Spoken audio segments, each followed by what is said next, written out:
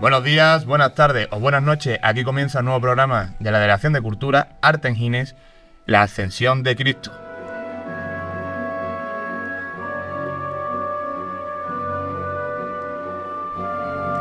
Hola Antonio, hoy estamos aquí para celebrar el primer podcast con temática sobre el arte en Gines. En esta ocasión nos vamos a centrar en el pintor barroco sevillano Domingo Martínez. Aunque poco conocido a día de hoy, fue una de las figuras más destacadas de la pintura sevillana en la primera mitad del siglo XVIII, y concretamente en este año se celebra su 300 aniversario.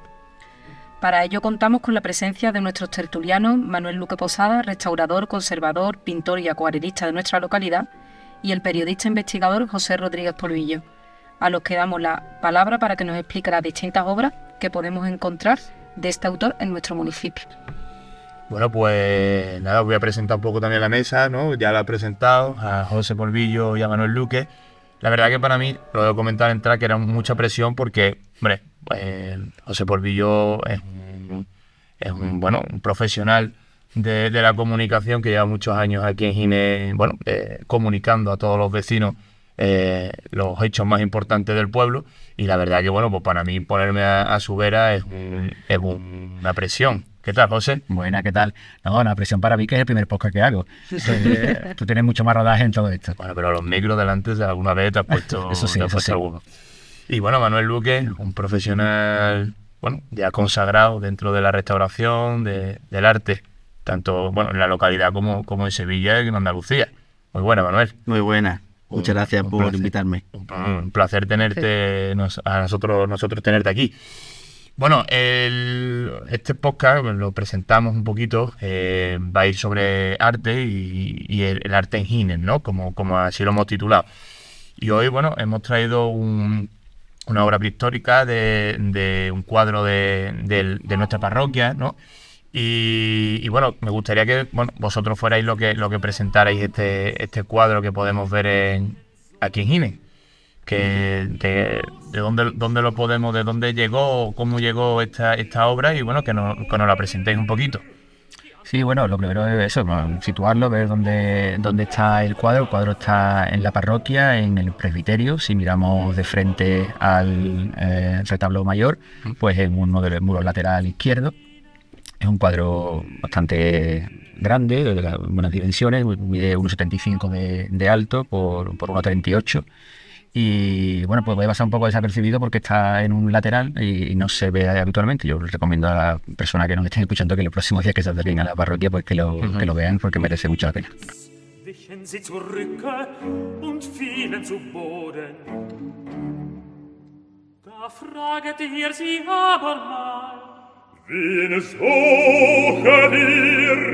Sie aber sprachen,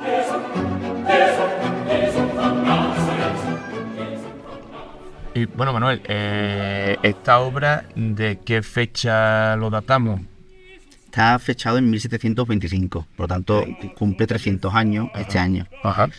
Y pues no está firmado, se atribuye por su estilismo a Domingo Martínez, porque en la parroquia datado de Domingo Martínez solamente hay un cuadro, en el cual yo discrepo que sea de Domingo Martínez completamente.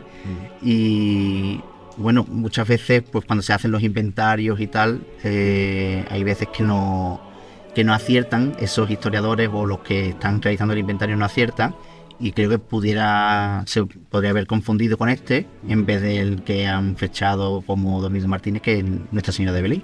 Ajá. Sí, hablando de eso que ha comentado Manuel, hay en la parroquia hay como 3 posibles cuadros de Domingo Martín, 3 en total. Este parece bastante claro que lo es. Después está el de Santa Rosalía, que también parece bastante claro que lo es. Y curiosamente, como decía Manuel, el único en el que hay documentación, en el que se nombra Domingo Martínez como posible autor, que es el de la Virgen de Belén, es altamente improbable que lo sea. Porque, al menos desde mi punto de vista, básicamente porque yo creo que en este caso no puede ser, porque la anotación en la que aparece esa referencia es posterior a la muerte de Domingo Martínez, Y la referencia en el año en el que supuestamente lo hizo, Domingo Martínez era excesivamente joven, tenía apenas 14 años. Por lo tanto, sí tiene toda la pinta de que aquello fuera un intento de prestigiar a la propia obra, una vez muerto el pintor, que ya era una persona relevante, ¿no? Yo creo que el que lo anotó, que fue el cura de la época en los libros parroquiales, fue un poco que quería como darle prestigio a esa obra, que posiblemente fuera del taller de Domingo Martínez o de sus sucesores o lo que fuera, pero un poco probable que fuera del propio autor. Oye, Domingo Martínez, ¿qué podemos destacar en su obra? Él llegó a ser uno de los talleres, el primer cuarto del siglo XVIII fue el taller más importante que hubo en Sevilla. Estuvo trabajando en muchísimos templos y para muchísimas órdenes, y hasta tuvo un taller como, por ejemplo, el de Rubén, que había especialistas en el mismo taller, especialistas de mano, especialistas de cara, que siempre Domingo Martínez terminaba esos cuadros. Pero para fijarse la importancia que tuvo que tener este artista, que fue llamado a la corte. La corte vino a Sevilla, la corte de Felipe V vino a Sevilla, y ahí le propusieron el ir a la corte, y sin embargo lo denegó. Tendría aquí mucho más trabajo, o le gustaría más estar aquí, que denegó el poder ir a la corte y ser pintor de corte, que eso era lo máximo que se podía llegar a un artista. Claro. Porque su taller, ¿dónde se encontraba? En un principio creo que era en el barrio de... no me acuerdo. Él se traslada después al barrio de San Lorenzo, cuando lo citan para empezar a trabajar en la capilla en la Sacramental de San Lorenzo, que también la hace él. Y entonces traslada su taller allí, pero él era muy joven. Lo que yo ya no sé después dónde estaba el propio taller, pero sí que he estado estudiando la figura del pintor, y él se traslada desde, no me acuerdo qué barrio, a San Lorenzo para poder trabajar mucho más cerca de la parroquia donde estaba. Hablando un poco del cuadro en sí, vamos a describir un poco la escena que representa, ¿no? Y en qué consiste, ¿no? Es la ascensión de Cristo a los cielos después de la resurrección. Todo un pasaje evangélico que aparece en San Lucas, creo, y también en Hechos de los Apóstoles. Refleja el momento de la ascensión, en la que después de la resurrección Cristo asciende al cielo. Es el protagonista principal de la escena, y en la parte baja, sobre la tierra, pues están los discípulos contemplando esa ascensión. Es un momento fundamental el que se representa en lo que es la doctrina cristiana o católica, porque, bueno, sin ascensión a los cielos, pues evidentemente no tiene sentido nada, ¿no? De manera que es un cuadro que representa un pasaje fundamental para los cristianos, claro. ¿Y se sabe cómo llega este cuadro a la parroquia? Pues no hay noticias al respecto. Lo que sí es interesante saber es que la fecha 1725 es una fecha importante para el autor, porque en ese momento está trabajando en varios lugares bastante importantes en Sevilla, como el actual Museo de Bellas Artes, el antiguo convento mercedario, y también el Palacio de San Telmo, ¿no? Es un momento importante en su evolución artística. Desconocemos, porque ya, como he comentado antes, no hay rastro documental localizado de momento sobre la llegada, pero sí que eso, que es una obra muy relevante, además en un momento en el que la parroquia de Gines se está rehabilitando, se está reconstruyendo, que en la primera parte del siglo XVIII. Spricht des hohen Priesters Knecht einer, ein Gefreundter des dem Petrus das Ohr abgehauen hatte.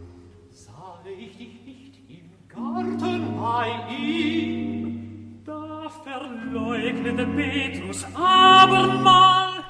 Llama mucho la atención, y creo que viendo el cuadro aquí, que lo tenemos una imagen, el halo, la túnica roja, o bueno, no sé cómo llamarlo, que cubre, ¿no? Yo creo que destaca mucho, y no sé, Manuel, en proporciones, en calidad artística, ¿Cómo lo podríamos encuadrar? De calidad artística, es buenísimo.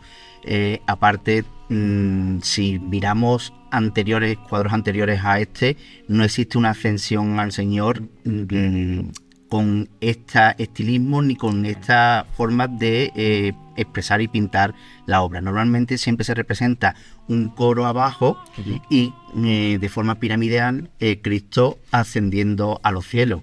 Este no, el protagonismo esencial es Jesús ascendiendo, que se podría vincular también como a una Inmaculada ascendiendo al cielo. Sí. Entonces, el principal protagonismo es él. Después describe una línea oblicua, eso es muy barroco, y en segundo término, están abajo los apóstoles y María, que observan la escena. Pero como ves, el principal protagonista es él y el coro de ángeles que ayuda a ascender a Jesús. Con respecto a lo del manto, bueno, es siempre son los colores típicos de Jesús, o el blanco y el azul en la túnica y el manto rojo, que contrasta con la parte contraria, que María sería al revés, siempre el color rojo en la saya y el manto azul. Realmente el color asignado a Jesús no es el rojo, es el púrpura, porque el púrpura estaba destinado a los reyes. Era un color muy complicado de obtener, un tinte muy complicado que se hace desde Roma. Se elaboraba aquí en Cádiz, precisamente, matando las cañadillas, y de ahí se obtenía el púrpura, pero para obtener 1 gramo de púrpura habría que sacrificar un montón de cañajillas. Entonces imaginaros lo carísimo que era. Pues ese color púrpura es el que se asigna a Jesús, porque Jesús para la Iglesia Católica es el rey. Entonces los mantos siempre, que los vemos también en Semana Santa, las túnicas púrpuras y tal, pues viene de ahí. Lo que pasa que, al igual que los colores de la Inmaculada han variado de ser jacinto y azul a ser actualmente blanco y celeste, el color aquí ha variado a ser un celeste a un rojo. Pero realmente el color que se le asigna siempre al manto de Jesús sería el púrpura, que sí que también podría ser rojizo. Sí. Y vemos que la Virgen, la Virgen ahí, o por lo menos la figura femenina, lleva los colores al revés. Lo que pasa es que se ve muy poquito, porque ahí Domingo Martínez no ha querido crear mucho protagonismo, y entonces hay una mujer de rodillas que posiblemente sea su madre, o posiblemente podría ser la Magdalena. Así que... Sí, bueno, respecto al color del manto también, bueno, es interesante ver un poco el hilo iconográfico, ¿no? Y aquí evangélico también en ese sentido. El rojo es un color, bueno, asociado al sacrificio, ¿no? La sangre, y también en el Apocalipsis se nombra a Cristo como vestido de sangre, ¿no? Es un recordatorio de su propio sacrificio. Sacrificio triunfante en este caso, que va al cielo, ¿no? La cruz es lo que no me extraña que no vemos, ¿no? La cruz realmente... Nunca. En la escena de la ascensión nunca se representa el sacrificio. Claro. Porque es un momento de gloria. Claro. Es decir, la Iglesia celebra que Jesús asciende en cuerpo y alma al cielo, al igual que la Virgen ascenderá después, tras su muerte, y se llama asunción en vez de ascensión. Claro. El manto también, ese movimiento que tiene, a mí siempre me ha recordado mucho a la Colosal de Murillo, ¿no? A ese juego que es anterior, pero que también está un poco presente ese movimiento tan barroco, ¿no? En este cuadro a mí siempre me ha llamado, lo he asociado directamente con esa imagen. Él bebe mucho de Murillo, que no fue su maestro, fue Lucas Valdés, hijo de Valdés Leal, pero sin embargo, por ejemplo, él tiene 2 directrices. Tiene una parte muy del claroscuro, que es la tradición sevillana, como podemos ver la Santa Bárbara de Umbrete, que es muy claroscurista, y después hay otra parte en la que otra técnica que hace, que es más parecida a la Inmaculada, a la Colosal, la franciscana de Murillo, que aunque es verdad que no fue su maestro, pero él bebe mucho de Murillo, y hasta lo clasifican como la estela de Murillo, cuando él no tuvo nada que ver con él. También hay otro cuadro que se expone en el Museo de Bellas Artes, en el que es la Virgen del Rosario, una copia de Murillo, que él mismo transforma, y es la Virgen del Rosario de la Dulwich, que hoy está en la Dulwich Gallery, en Londres, y bebe también mucho para que veáis de cómo bebe de Murillo, que lo copia reinterpretando su obra, y está expuesta allí en el Museo de Bellas Artes de aquí de Sevilla. Bueno, ya tenemos otro viaje, ¿no? Sí, aquí tenemos otro viaje. Aquí tenemos otro viaje para ir a visitar esta copia que le hace a Murillo. Es verdad que para mí da una sensación de movimiento y realmente consigue pues esa ascensión, ¿no? Ese movimiento que yo creo que es bastante difícil y lo hace a la perfección. Me he fijado también en el marco. No sé, me imagino, no sé si será el original, no sé en qué estado se encuentra o cómo está en la actualidad. Yo lo pude ver muy cerca en la exposición del año 2023, Ajá. que estuvo en la exposición del Círculo Mercantil de Sevilla, por una exposición conmemorativa de los 300 años de la ermita de Santa Rosalía, y el estado de conservación es bastante bueno. No lo pude ver por detrás, que por detrás es cuando también hay que ver los cuadros. ¿Dónde se ve? Sí. A los cuadros no solamente hay que verlos por delante, sino por detrás, y si es posible hasta los bordes, que eso es importante, ver los bordes. Pero ahí me faltó. Pero el estado de conservación es bastante bueno. Está tenso, no se le ven desprendimientos, entonces pues, y para el lugar donde está, en el que siempre hay mucho incienso, pues la verdad que tampoco es que le haya afectado en virarle los colores, que suele pasar, ¿no? Bueno, tuvo una restauración, ¿no? En la década de los 90, puede ser. Tras el incendio del 90, pues fue restaurado. La restauradora es Miriam Barbazán, corrígeme si me equivoco. Sí. Y lo que pasa es que yo en el año 90 tenía 9 añitos, entonces no estaba yo ni para restaurar, ni tampoco pensaba, creo. Ni tampoco pensaba, pero no sé. Sí, es verdad que yo no le he visto ninguna reintegración. Posiblemente lo que hiciera fue una limpieza. Habría que hablar con ella. Quiero decir, ninguna intervención de una reintegración cromática. Posiblemente lo que tendría era que se habría ahumado como todo lo que pasó. Además, la fecha del año 91, pues eso, después del incendio del 90, con lo cual, bueno, lo fundamental sería la limpieza. Bueno, pues no sé si queréis decir, o sea, sobre la obra o sobre el autor o algo más. No sé, algún dato que tengáis por aquí sobre, bueno, otras obras que haya hecho aquí en Gines. Bueno, hemos hablado que no sabemos si la de Belén, la Virgen del Belén es o no. No sé si nos quiere comentar algo más. Yo sí quisiera. La Virgen de Belén habría que descartarla completamente. Se dice que viene en 1702, que llega a Gines en 1702, no que se hizo en 1702. Posiblemente la obra fuese anterior. En 1702 Domingo Martínez tiene 12 años, porque nació en el 88, en 1688. Por lo tanto, con 12 años no puede hacerlo. Además que lo tienen prohibido. Eso, en los gremios tenían muy estipulado lo que se debería hacer y lo que no se debía hacer. Entonces, un niño de 12 años jamás pintaría nada. Un niño de 12 años estaría limpiando el taller, yéndole a comprar al maestro, moliéndole los pigmentos, limpiándole los pinceles, y hasta que no cumple los 18 años no hace un examen para poder ser maestro. Entonces, con 12 años, imposible. Imposible. Después hay otro que es la Santa Rosalía, que está tapiada como si fuera una monja.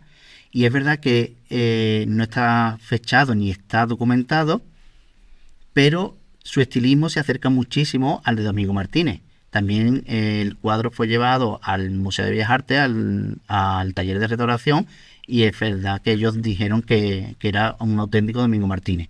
¿Por qué? Por la forma de expresión de la cara. Si veis la cara de Santa Rosalía, es idéntica a la cara de la Santa Bárbara que hay en Umbrete, que tampoco está documentado, es decir, está atribuido a Domingo Martínez. Pero esos rostros angelicales, los rostros de Domingo Martínez son muy redondos, poco expresivos, sonríe un poquito. Sin embargo, los masculinos son más alargados. Pero si veis aquí, los rostros de los dos angelotes son también redonditos. poco expresivos, miran al espectador siempre, como la Santa Bárbara, como por ejemplo la Santa Rosalía, que mira hacia el espectador y esboza una leve sonrisa. Entonces su forma, ese estilismo y esos colores se acercan mucho a la estela de Domingo Martínez, que a lo mejor no es directamente de su mano, pero sí posiblemente podría ser de su taller. Claro. Y bueno, el no firmarlo realmente es porque era la moda de la época, el no firmar sus obras, o porque no. Bueno, en la parroquia tenemos un cuadro que es prácticamente contemporáneo de este, que es el que hace pareja con él, que está enfrente en el otro muro del presbiterio, que es de Antonio de Torres, de 1716, un pintor novohispano bastante también relevante, y ese sí está firmado. Quiero decir, debe ser probablemente porque fuera, bueno, pues una obra en la que también quizá hubiera participado el taller y él la rematase o algo similar. Las atribuciones a Domingo Martínez son muchas y pues muchas de ellas carecen de firma, ¿no? Pero tampoco es normal que se firme una obra. No. No es normal. En esa época tampoco era.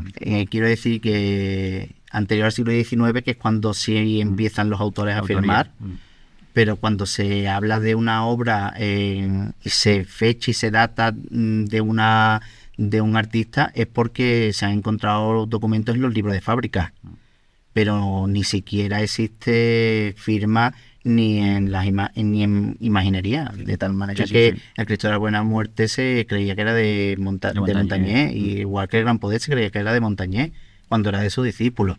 Sí, eso nunca se firmaba, primero porque la Iglesia también decía que el creador era Dios y no. Para firmar un cuadro, por ejemplo, Velázquez tuvo la osadía de firmar el Inocencio X en un papelito que lleva entre los dedos Inocencio X, que era el Papa, y hasta él se retrata delante de la familia real, cosa que eso estaba completamente prohibido. Pero claro, él lo podía hacer porque era el mejor, era amigo de Felipe IV y bueno, pues tenía esa complicidad con el rey que otros no podían tener. Bueno, hay veces también que en las que se dejaban símbolos o detalles que funcionaban a modo de firma, ¿no? Y que era más o menos conocida. También, bueno, eso, hay cierta vanagloria, ¿no?, por parte del artista, en el sentido de que es tan bueno que no hace falta firmarlo, ¿no? Por así decirlo. La gente sabe que es mío, ¿no? Eso también funcionaba así. Sí. Y eso ya en esta época del siglo XVIII que estamos, que ya sí que había un mayor protagonismo del artista como tal. Anteriormente a eso era todo como una concepción más artesanal del arte, y ahí sí que no había muy poca firma.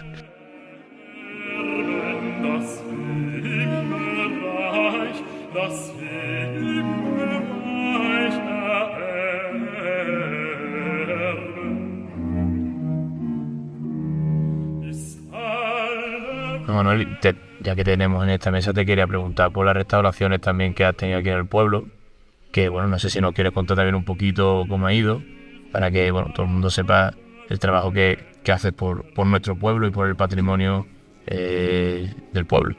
Bueno, aquí falta entonces Teresa de la Rosa, que es mi compañera y somos un tándem.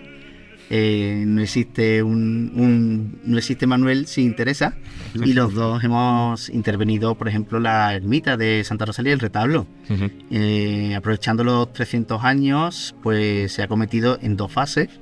Entre el año 2023 y 2025 se ha dividido en dos fases porque era una restauración profunda, porque estaba atacado por termitas, que digamos que es lo peor que puede ocurrir a un retablo. Y bueno, entre que se ha subsanado esos problemas y después lo que es en sí la conservación y la restauración, pues bueno, hemos estado ahí trabajando mano a mano los dos, y bueno, ya el pueblo puede disfrutar de un retablo que nunca jamás se había tocado, afortunadamente, y eso que ahí se han celebrado muchísimos cultos, es un retablo que nunca jamás se había tocado. La conservación de tantos años, ¿no? Bueno, si lo comparamos con el retablo mayor, que sí estuvo repintado, se han cambiado imágenes algunas veces unas para arriba, otras para abajo, Entonces, los juegos sí, de cada uno sí. cuando llega. Ascensor arriba. Así está. Y bueno, digamos que el incendio ayudó a que se recuperara el color original del retablo mayor de la parroquia. Cosa, por ejemplo, que no ha pasado en Santa Rosalía, que nadie ha intervenido en ese retablo. Y es una cosa muy extraña. Y afortunadamente, así. Sí. Este es un tema que podríamos profundizar en un siguiente Sí, la verdad que sí, que podríamos, porque es Dejamos ahí. súper interesante y lo dejamos aquí de regalo. Al final ha hablado. Sí, no quería micro para Jesús y al final a mí me ha sorprendido y todo. ¿Quién es?